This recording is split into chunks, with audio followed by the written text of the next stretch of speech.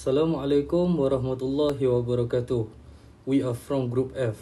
Today, we would like to present to you OB discussion in movie, but not for Spider-Man movie.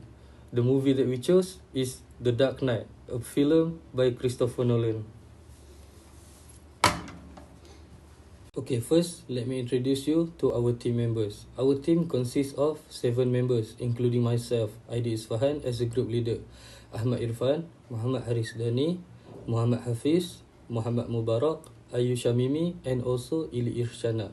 For the first part, I will start with the introduction and brief summary of this movie. The Dark Knight, sequel to Batman Begins, continue the story of Bruce Wayne, the Batman himself, who has become Batman to protect the city of Gotham. However, his action attract a new dangerous threat, which is the Joker, a villain who represents chaos and unpredictability.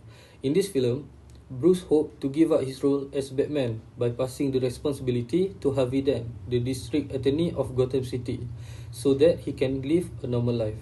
Unfortunately, the Joker pushed both Batman and Harvey Dent to their limits. By the end of the movie, Batman sacrificed his own reputation by taking the blame for Harvey Dent's crime.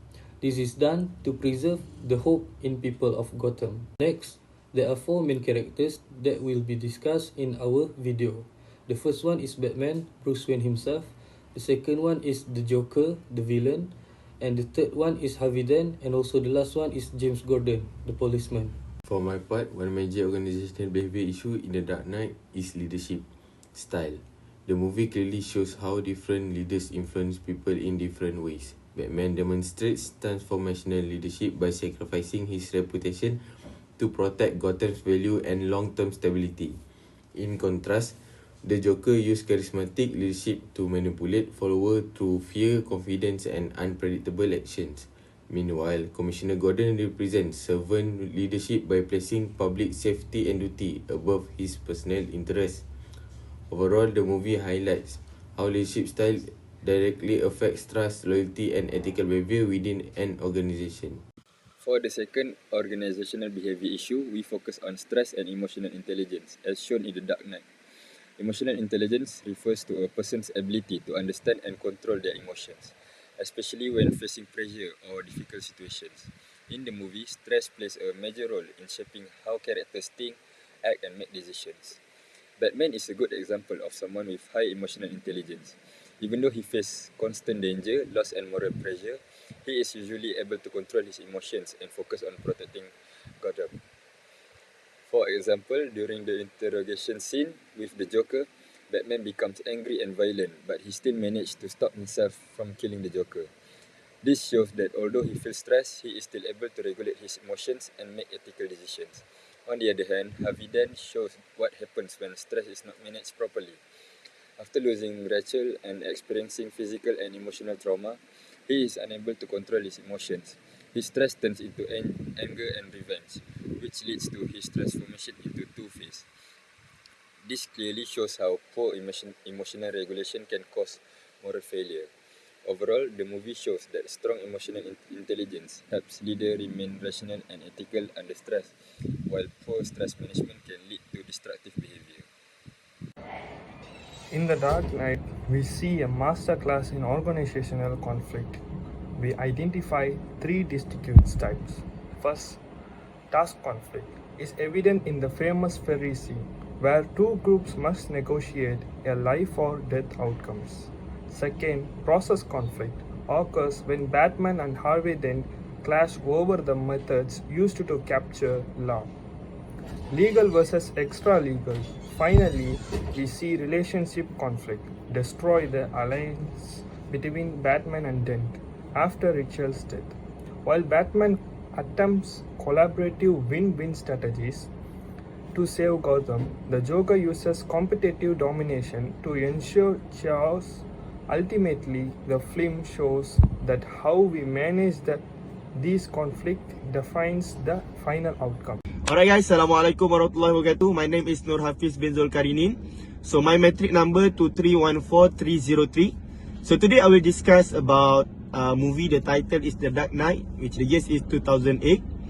As we know, the movie is not only about the Batman, but also about the moral, integrity, fear, especially when we face a difficult time in our life. Hey guys, so for the first one is about privacy versus security.